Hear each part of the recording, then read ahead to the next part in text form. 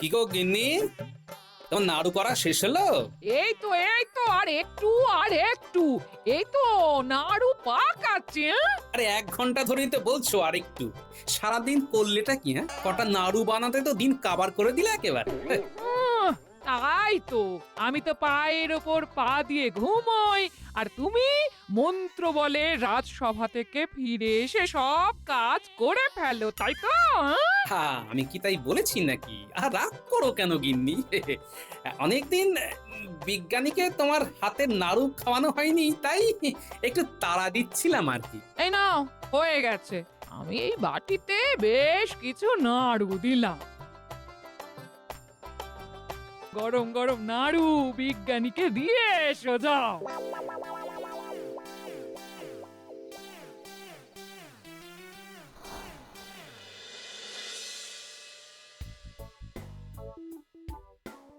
ও বিজ্ঞানী, আরে ঘরে এত অন্ধকার কেন? কোথায় গেলে তুমি?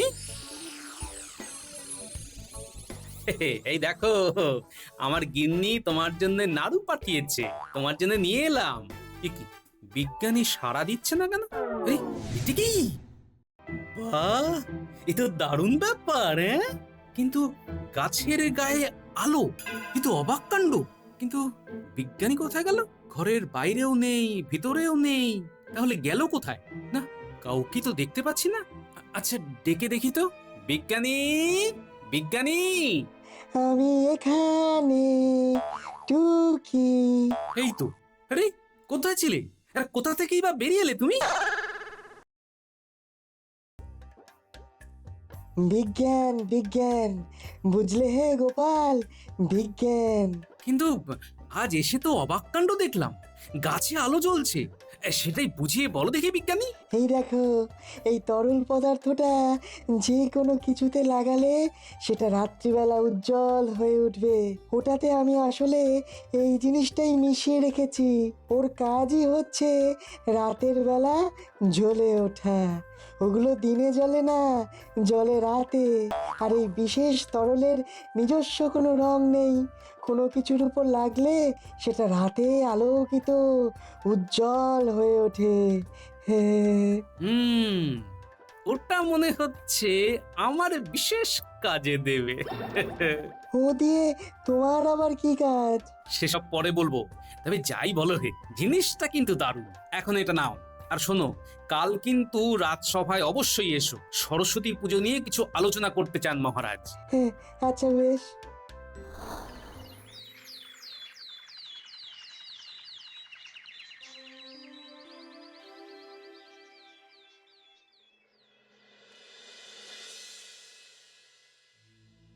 দেখো, আজ সভা শুরুতেই এই আলোচনাটা প্রয়োজন। তোমরা তো সকলেই জানো আমার জ্যাঠামশাই গত হয়েছেন, এখন আমার অসহ্য চলছে।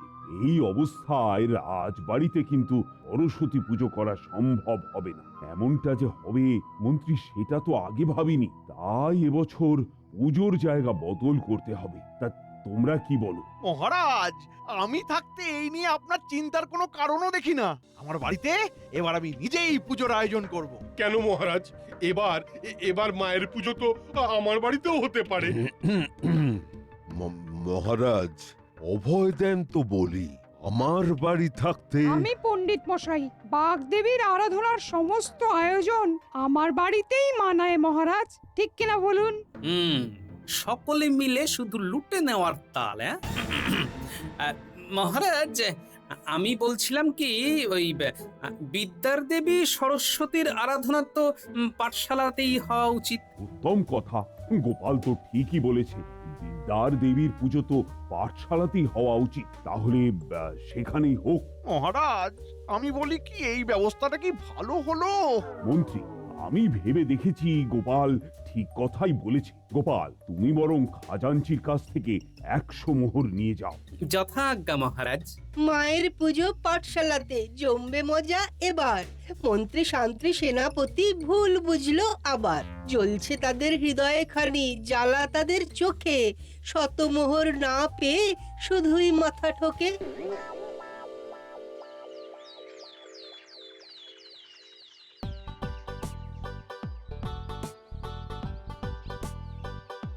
বলো গোপাল দাদু, কি বলছিলে?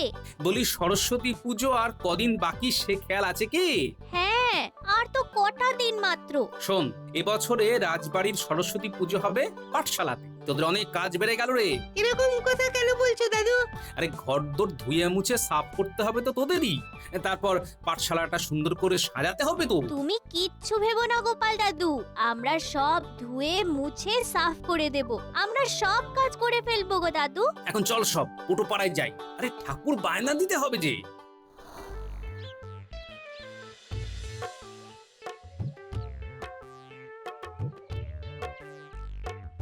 আরে রে, এসো এসো গোপাল দাদা। ও বাবা, পুঁটি ন্যাপলা গুলটে, তোমরাও এসেছো? এসো এসো এসো। জানো তো মহারাজের জ্যাঠামশাই মারা গেছেন, তাই রাজবাড়িতে এবার পুজো হচ্ছে না। তার বদলে পুজো হবে পাঠশালা। ওখানে যেমন ভালো লাগবে, এবার সেই অনুযায়ী প্রতিমা তৈরি করতে হবে, বুঝলে? সে আমি বুঝে গেছি গোপাল দাদা। হ্যাঁ, মন দিয়ে কাজ করো। মহারাজ দেখতে আসবেন কিন্তু। রাজ্যের অন্যান্য জায়গা থেকেও অনেকেই পুজো দেখতে আসবেন। সবার সেরা প্রতিমা বানাও তো দেখি মন দিয়ে। আচ্ছা গো গোপাল দাদা, ও তুমি কিচ্ছুটি চিন্তা করো না, তুমি যেমন বলবে তেমনই হবে। দেখি দেখি হাঁসটা দেখি। এই, এবার তোরা সব যা এখান থেকে। তোদের তো খেলার সময় হয়ে গেছে। আমি বায়নার দামটা দিয়ে যাচ্ছি। হ্যাঁ হ্যাঁ, চ চ, আমাদের খেলার সময় হয়ে গেছে। এমনিতেই শীতকালের বেলা, তাড়াতাড়ি সন্ধে নেমে আসবে। বনের পথ দিয়েই চল, তাড়াতাড়ি হবে। খেলার সময় বয়ে যাচ্ছে ভাই।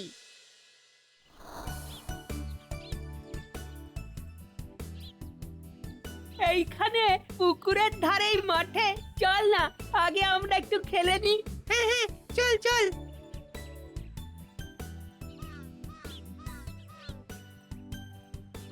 এনে গুলটে, বলটা ধর। এই যা, বলটা ধরতে পারলি না। যা যা যা গুলটে, এবার তুই বল খুঁজে নিয়ে আয়, যা। ঠিক আছে ঠিক আছে, তোরা সব এখানেই থাক, আমি বরং বলটা নিয়ে আসছি।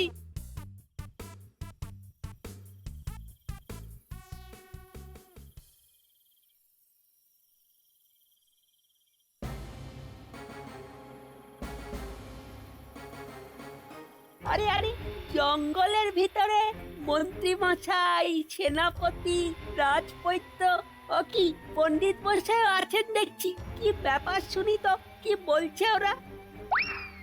উফ, দিনের দিন অসহ্য হয়ে উঠেছে গোপালের কাণ্ড কারখানা। দেখেছো দেখেছো দেখেছো, গোপাল কেমন কায়দা করে কথা বলে ঠিক 100 মোহর বাগিয়ে নিল। মহারাজ তো কারো কোনো কথাই শুনলেন না। ওনার প্রিয় গোপালের কথাতেই সায় দিলেন। প্রিয় হয়ে ওঠা ঘোচাচ্ছি। সত্যি দিনের পর দিন গোপালের আচার আচরণ বড়ই বিরক্তিকর হয়ে উঠছে। কি যে হচ্ছে, একটা লোকের কথাতেই মহারাজ সব সিদ্ধান্ত নিচ্ছেন। আজকাল গোপাল তো রাজকার্যেও তার সিদ্ধান্ত জানাচ্ছে। এবার তো গোপাল কোনোদিন ওই অসুস্থ রোগীদেরও ওষুধ দিতে শুরু করবে। সবার সব কাজ ও একাই করতে থাকবে। মন্ত্রী মশাই, কিছু করুন আপনি। এইভাবে চলতে থাকলে একদিন রাজ্যের সব দায়িত্বই গোপালের হাতে চলে যাবে। না না না না না না, আমি গোপালকে ছাড়বো না। গোপালকে আমি ছাড়বো না, আমিও এর শেষ দেখে ছাড়বো। বলেন তো, আমি একেবারে ওই গোপালকে পৃথিবী থেকে হাওয়া করে দিই? সেনাপতি, শান্ত হও শান্ত হও। শোনো মন দিয়ে, আমার মাথায় একটা পরিকল্পনা এসেছে। তোমরা শোনো সেটা। সেখানে কে কি করবে সেই পরিকল্পনাও আমি করে ফেলেছি। সকলে এসো এদিকে, এসো। বুঝেছো বুঝেছো তো সকলে? হ্যাঁ হ্যাঁ, ঠিক আছে ঠিক আছে তবে। দাঁড়াও, আমি সব গোপাল দাদুকে বলে দেব।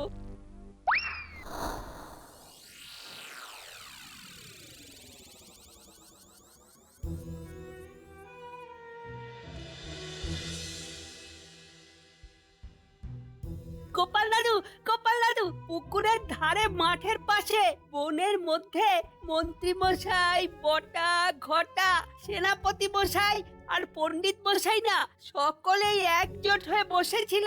আচ্ছা, তাই বুঝি? আর কি বলছিল শুনি?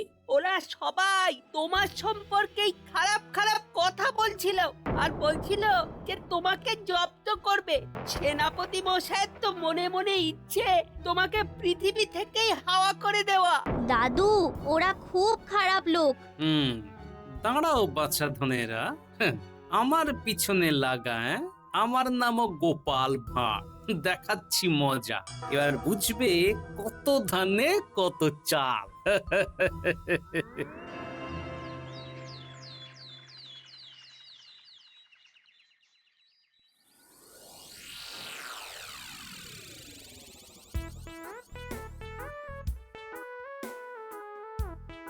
বলো গোপাল, এত সকালবেলা তুমি এখানে?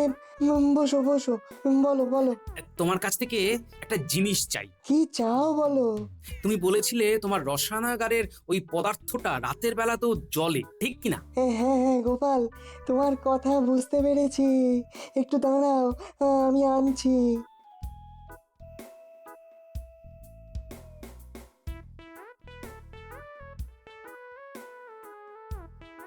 এই নাও গোপাল। বিজ্ঞানী, এবার তুমি ওই মোহরগুলোতে ওই পদার্থটা লাগিয়ে দাও।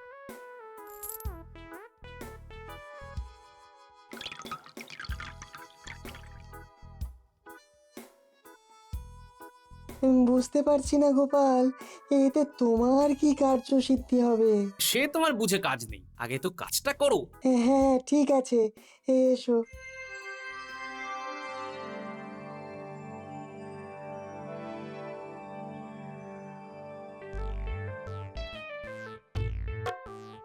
সকাল সকাল কোথায় গিয়েছিলে গো? হ্যাঁ, কাজ ছিল গিন্নি। এত ভোরে কি এমন কাজ গো? হ্যাঁ, তোমার অত কথায় কাজ কি বাবু?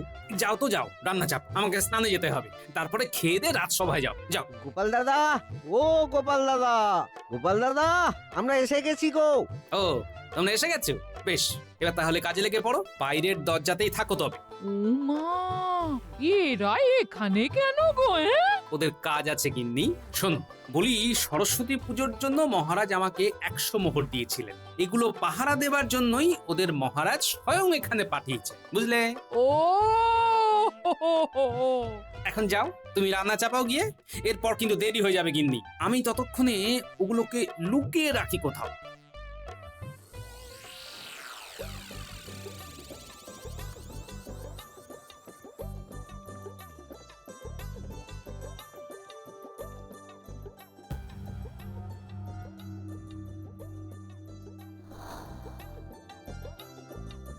এই যে গোপাল দাদা, এই দেখো না, এই শেষ হয়ে এলো বলে। হ্যাঁ রে বাবা, এই তো সব ঠিক আছে। বেশ, পটো ভাই দাও গো, দাও। আরে মাকে আমাদের হাতে দাও। চল বটা, প্রথমে ওই পেট মোটাকে ঠেলে ফেলে দিবি, তারপর আমি দেখছি। চল চল চল চল।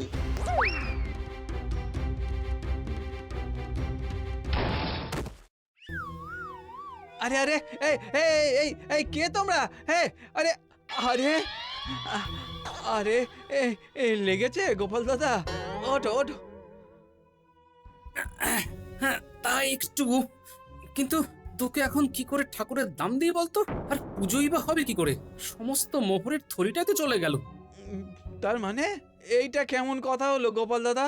আমার ঠাকুরের দামটা তো দিতে হবে তোমায়, না হলে কিন্তু আমি তোমায় ছাড়বো না। হ্যাঁ, কেমন করে দিই বলতো বাপু? নিজের চোখে তো দেখলি কি ঘটলো। ওসব আমি জানি না, দাম তোমাকে দিয়ে যেতেই হবে। আচ্ছা ঠিক আছে, আমাকে একটু সময় দে, আমি তোর টাকা ঠিক দিয়ে দেবো।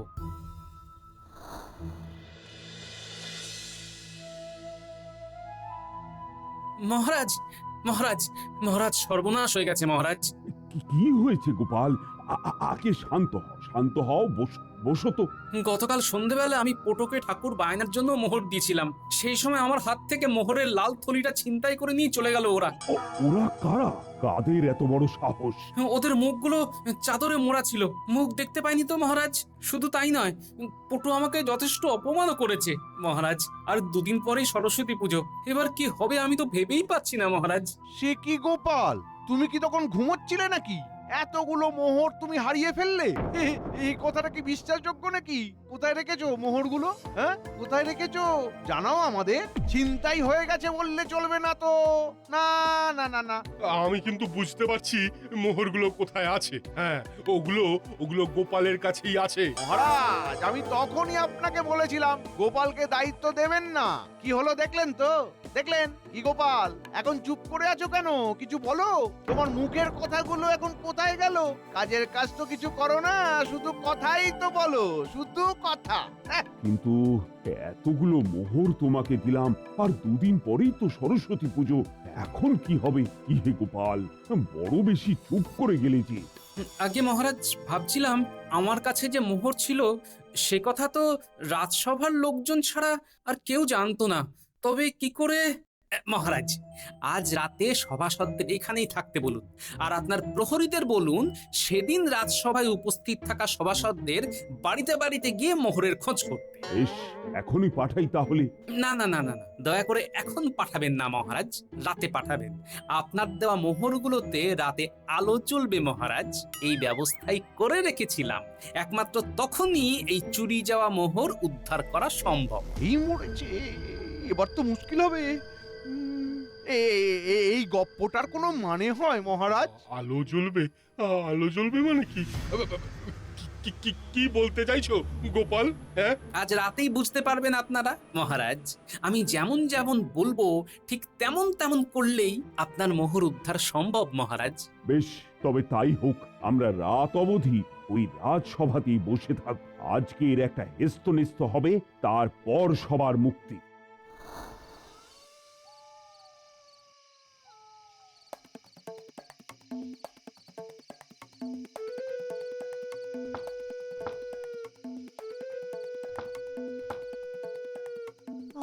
সন্ধেবেলায় কে রে বাবা? হ্যাঁ, সরে যান মা। এ কি তোমরা সোজা সিন্ধুকের ঘরে ঢুকে যাচ্ছ কেন? এ কি? হ্যাঁ, সিন্ধুকের চাবি খুলুন।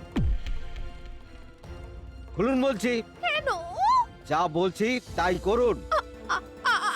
আচ্ছা আচ্ছা আচ্ছা আচ্ছা, এই চাবি খুলে দিচ্ছি। এই তো।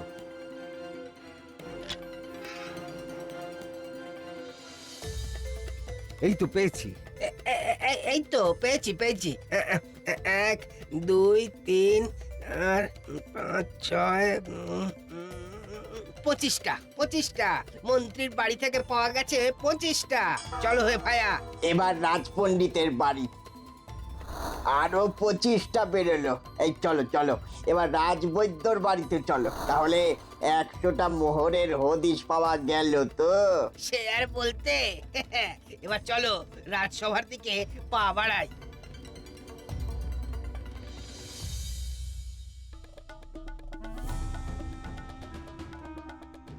গোপাল, বিজ্ঞানী, সভাকবি, রাজজ্যোতিষী, অমাত্যর বাড়িতেও কিছু পাওয়া গেল না। মহারাজ, রাজসভাসদের বাড়িতে যাদের পাঠানো হয়েছিল তারা সকলেই ফিরে এসেছে। মহারাজ, ওই 100টি আলো জ্বলা মোহরই পাওয়া গেছে। এই যে মহারাজ, আপনার মোহর।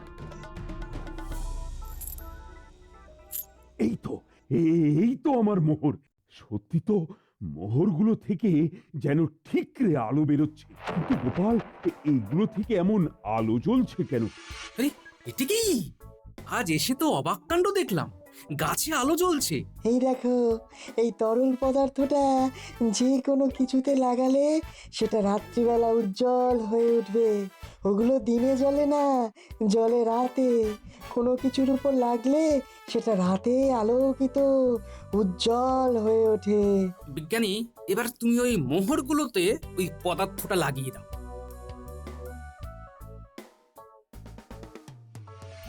সত্যি গোপাল, তোমার বুদ্ধির তুলনা নেই। আমার প্রশংসা পরে করবেন মহারাজ। বলুন তো, এই মোহরগুলো কার কার ঘর থেকে উদ্ধার হয়েছে? এবার বলো তো প্রহরী, কোথা থেকে এগুলো পেলে? আগে মহারাজ, 25টা পাওয়া গেছে মন্ত্রী মশাইয়ের সিন্দুক থেকে, আরো 25টা পাওয়া গেছে সেনাপতির ঘর থেকে, বাকি 50টার মধ্যে 25টা পাওয়া গেছে রাজপণ্ডিতের ঘর থেকে, আর বাকি থামো আমি আর সহ্য করতে পারছি না। মহারাজ একটু ধৈর্য ধরে শুনুন দয়া করে। শেষ 25টা মোহর পাওয়া গেছে রাজবৈদ্যর বাড়ি থেকে। হ্যাঁ মন্ত্রী, তোমার কাছ থেকে এটা আশা করা যায় না। আর সেনাপতি, তোমার ওপর রয়েছে প্রজাদের নিরাপত্তার ভার, তুমি কিনা শেষে চুরি করলে, তাও রাজ অর্থ। আর আমি তো কিছুই বুঝতে পারছি না পণ্ডিত, বিদ্যার দেবীর পুজোর মোহর তুমি চুরি করলে কি করে? আর রাজবৈদ্যকে তো আমার বলার কোনো ভাষা নেই। তোমাদের সকলকেই শুলে চড়ানো উচিত। মহারাজ মহারাজ আমাদের ক্ষমা করে দিন মহারাজ। মহারাজ আমাদের ক্ষমা করে দিন মহারাজ, আর কখনো এমন ভুল হবে না। আর কখনো এমন ভুল হবে না মহারাজ, আর কখনো না। এবারের মতো ছেড়ে দিন মহারাজ, মহারাজ এবারের মতো ছেড়ে দিন মহারাজ, এবারের মতো ছেড়ে দিন, এবারের মতো ছেড়ে দিন মহারাজ। মহারাজ মহারাজ তোমরা আমার রাজসভার অলংকার ছিলে, তোমরা এই কাজ করলে কি করে? না না না, আমার সামনে থেকে চলে যাও, তোমরা যাও। আর 1 মাসের জন্য এই রাজসভা থেকে নির্বাসন দিলাম তোমাদের। যাও যাও, আমার চোখের সামনে থেকে দূর হয়ে যাও তোমরা।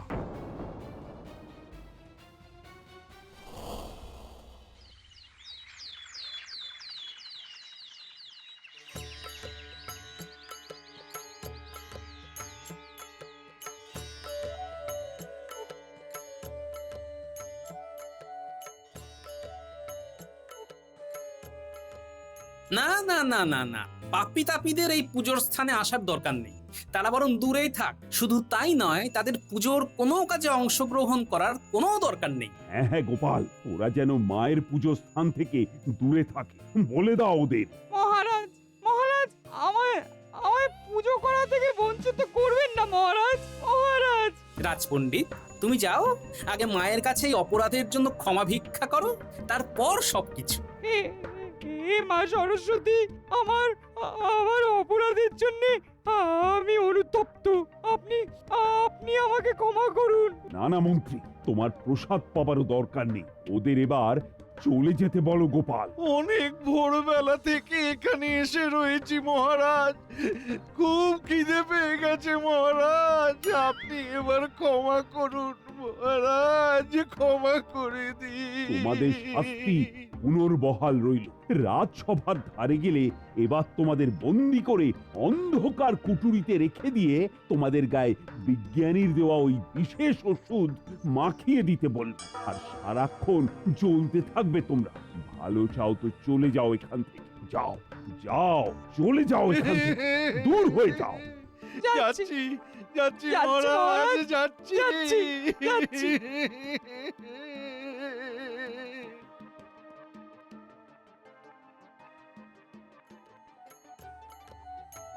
মায়ের পুজোয় গোল বাঁধিয়ে চুরি করলো যারা, লোভে পাপ, পাপের শাস্তি পেয়েই গেল তারা।